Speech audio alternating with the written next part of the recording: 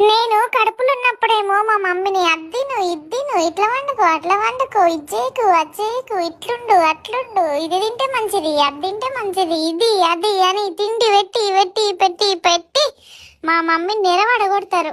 అదే ఒక్కసారి నేను డెలివరీ అయినాక బయటికి వచ్చినాక ఇక దృష్టి మొత్తం మళ్ళా నా మీదికి మళ్ళుతుంది.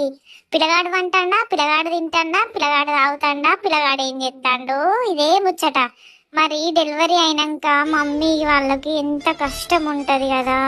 కనీసం వాళ్ళని ఎవరన్నా అడుగుతారా మీ హెల్త్ ఎట్లుంది, మీరు ఎంత బాధపడుతున్నారు, మీ స్టిచ్చెస్ మానినాయా, మీకు ఏమన్నా తినబుద్ధి అవుతుందా, ఏమన్నా తినబుద్ధి అవుతలేదా, ఇవన్నీ అడుగుడు ఎక్కడిది. ఇంకేదన్నా తినబుద్ధి అవుతుందంటే అది తినద్దు ఇది తినద్దు ఇది తినద్దు అది తినద్దు ఇదే